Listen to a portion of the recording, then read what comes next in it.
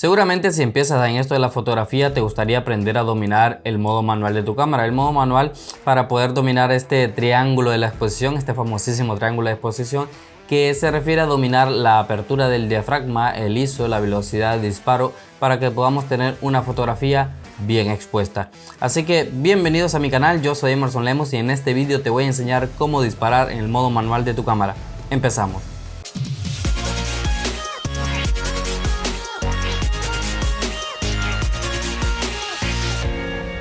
Bueno, muy buenas a todos y bienvenidos a mi canal y bienvenidos a un nuevo vídeo. Yo soy Emerson Lemos y quiero empezar este vídeo diciendo que el hecho de que en este vídeo aprendas a disparar en modo manual, porque después de ver este vídeo sabrás cómo disparar en modo manual, eso no quiere decir que siempre vas a disparar en modo manual. Al final creo que pues ya intuirás cuándo disparar en modo manual y cuándo no. De hecho te voy a decir o te voy a dar algunos ejemplos cuando deberías usar el modo manual. Una cosa que hay que tener en cuenta y que es muy importante es que es muy diferente no disparar en modo manual porque la escena no lo requiere, y otra cosa muy diferente es no disparar en modo manual porque no sabemos disparar en modo manual.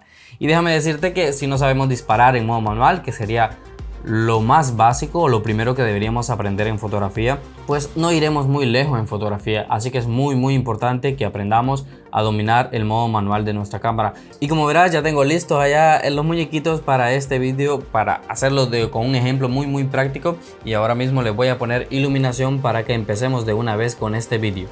Bueno, y ya tenemos iluminados a nuestros muñequitos para empezar esta prueba, y vamos a empezar con la sensibilidad ISO.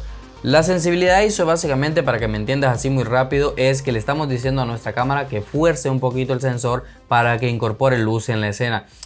Por ejemplo, podríamos quedarnos con este ejemplo que voy a poner a continuación, y es que la ISO vendría a ser como ponerle agua a una lata de pintura blanca. La pintura blanca nos va a rendir más ahora, pero no tendrá la misma calidad. Asimismo es la ISO, entre más la subamos va a incorporar más luz en la escena, pero no vamos a tener la misma calidad en nuestra fotografía. Nuestra ISO siempre, para subir un paso de ISO, siempre doblamos el número. Por ejemplo, si tenemos un ISO 200, para subir un paso sería un ISO 400, después otro paso 800, 1600, 3200, 6400, creo que ya entendiste el punto. Y pues así estaríamos subiendo un paso de ISO. Estaríamos incorporando un paso de luz a nuestra fotografía. Claro que nuestra cámara siempre nos permite ir en tercios para darnos un poquito más de flexibilidad a la hora de subir la ISO. Así que en vez de pasar de ISO 200 a 400, podríamos ir de ISO 200 a 250, a ISO 320 y después a 400. Entonces, muy importante que lo tengas en cuenta. Vamos a hacer una fotografía. Ahora mismo lo tengo al ISO más bajo que me permite esta cámara, que es 1600, sin forzarla, claro está. Y aquí estarás viendo la fotografía, y como verás, la fotografía está un poco oscura. Así que lo que vamos a hacer es subir la ISO para que nos aclare un poquito la escena. Y aquí te estaré mostrando una fotografía a ISO 800. Como verás, nuestra fotografía ya está correctamente expuesta a ISO 800. Pero ¿qué pasa? Como dije antes, si lo subimos el ISO, vamos a suponer que nos volvemos locos y vamos a subir el ISO al más alto que nos permite nuestra cámara. Como verás, aquí te estaré mostrando una fotografía a un ISO 25600, que esto es una locura. Y como verás, hay demasiada luz. Si yo lo compenso, que ya hablaré ahora mismo de ello, si yo lo compenso por ejemplo con la velocidad de disparo, y ahí estarás viendo una fotografía pues bastante bien expuesta. Pero ¿qué pasa? Tenemos una ISO 25600, pero si estarás viendo dos fotografías, por ejemplo la de ISO 25600 y la de ISO que estaba a 800, pues la de ISO 25600 verás que nos incorpora ese ruido en la escena. Entonces no tenemos una imagen de calidad, a diferencia de que sí la tenemos con ISO 800. Así que es muy importante con no solo subir la ISO para tener más iluminada nuestra escena, sino que hasta dónde podemos subir la ISO. Muy importante. Ahora vamos con el siguiente parámetro, que es la velocidad de disparo o velocidad de obturación. La velocidad de disparo o velocidad de obturación prácticamente es que le estamos diciendo a nuestra cámara cuán rápido o cuán lento queremos que se cierre la cortinilla, el obturador. Y en nuestra cámara se representa con segundos o fracciones de segundo. Por ejemplo, si hacemos una fotografía a 30 segundos, estaremos diciendo a nuestra cámara que no cierre esa cortinilla hasta que hayan pasado 30 segundos.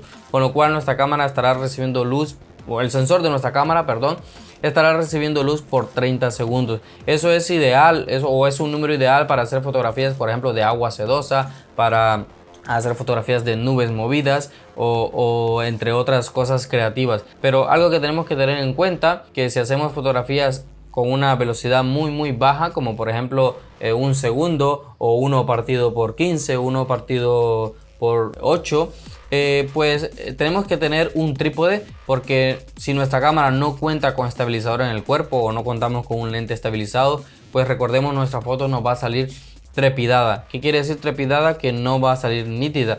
Entonces muchas personas lo primero que hacen cuando sus fotos no salen nítidas es decir, bueno, es que este lente no es muy nítido, bueno, es que mi cámara no toma buenas fotografías, no salen tan nítidas. Y pues algo que deberías revisar es la velocidad de disparo. A lo mejor estás haciendo fotografías con una velocidad de disparo muy baja. Otra cosa que hay que tener en cuenta es que si hacemos fotografías como por ejemplo a velocidades muy altas, como podría ser 1 partido por 4000, que sería un 4000avo de segundo, lo que estaremos diciendo a nuestra cámara es que un segundo lo parta en 4000 fracciones, y esa cortinilla se va a cerrar muy rápido, se va a cerrar tan rápido que apenas le va a entrar luz al sensor. Entonces si hacemos una fotografía con una velocidad de disparo muy alta, pues vamos a tener una fotografía muy oscura. Aquí te estaré mostrando dos fotografías, una partido por 30, que es la que estarás viendo ahora mismo, que como verás es una fotografía que está muy bien expuesta. Pero ahora vamos a hacer una siguiente fotografía que es a 1 partido por 500, le vamos a subir nuestra velocidad de disparo y como verás ahora pues es una fotografía bastante oscura. ¿Por qué? Porque la cortinilla de nuestra cámara se ha cerrado muy rápido. Entonces lo que podemos hacer en ese caso es subir la ISO, no podemos compensar, pero es algo de lo que después hablaré. Pero la velocidad de disparo no solo incorpora luz en la escena ni tampoco quita luz de la escena. La velocidad de disparo juega un papel muy importante, que es por ejemplo poder congelar el movimiento o crear efectos como de agua sedosa o de las nubes en movimiento, etcétera. Y ahora lo vamos a ver con un ejemplo muy práctico para que veas cómo funciona la velocidad de disparo a una velocidad muy baja y a una velocidad muy alta. Voy a disparar a 1 partido por 30 y voy a mover el juguete que tengo aquí para que tú veas cómo funciona. Y como verás en la fotografía que te estoy mostrando, pues el movimiento de la rueda del juguete sale movido, no sale totalmente congelado. ¿Por qué? Porque he disparado a una velocidad muy baja, que es 1 partido por 30. Pero ¿qué pasa si yo quiero congelar ese movimiento? Bueno, simplemente nos vamos a una velocidad de disparo muy alta, por ejemplo 1 partido por 8 o por 4000, vamos a poner un ejemplo, que es una velocidad muy alta. Y como estarás viendo ahora, sí, el juguete nos sale congelado, es porque he utilizado una velocidad de disparo muy alta. Así que es muy importante que lo tengas en cuenta, que estos parámetros que estamos viendo no solo quitan o ponen luz en la escena, sino que juegan un papel muy importante. El siguiente parámetro es el diafragma, y el diafragma es muy peculiar, a diferencia de la ISO y a diferencia de la velocidad de disparo, que pues siempre la vamos a tener en nuestra cámara. El diafragma no es así, el diafragma siempre va a depender de nuestra lente. Siempre se representa por una F, pleca y el número del diafragma. Este número puede ir desde 1.0 hasta F22, por ejemplo, que son los más comunes encontrar lentes. Y quiere decir que a F22 vamos a tener un diafragma muy cerrado, y a F, por ejemplo, 2.8, vamos a suponer, porque este lente que tengo aquí 2.8, vamos a tener un diafragma muy abierto.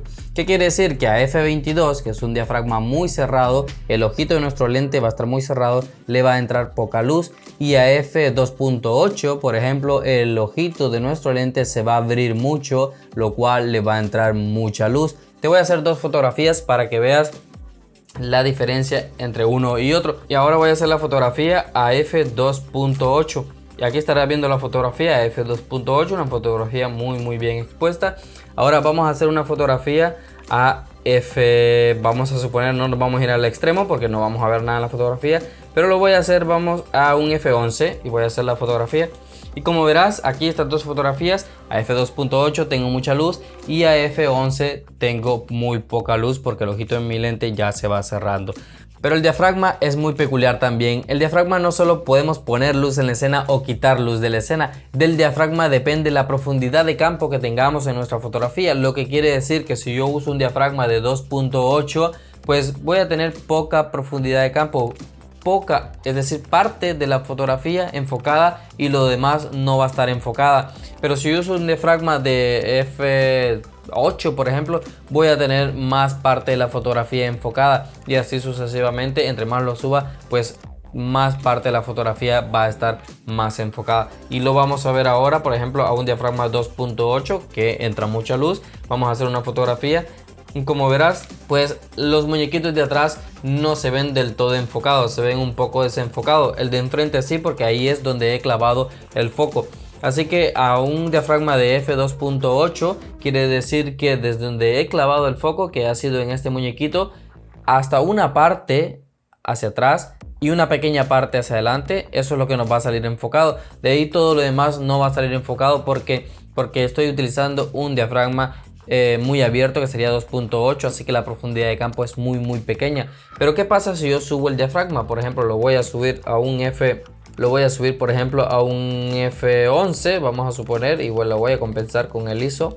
Y como estarás viendo ahora mismo, pues hay una diferencia entre la fotografía disparada a f11 y la fotografía disparada a 2.8. La fotografía que he disparado a f11 pues va a tener más profundidad de campo, lo que quiere decir que en este caso los muñequitos que están atrás también me van a salir enfocados, porque estoy utilizando un diafragma muy cerrado, y aunque es verdad que me quita luz de la escena, también voy a tener más parte de la fotografía enfocada.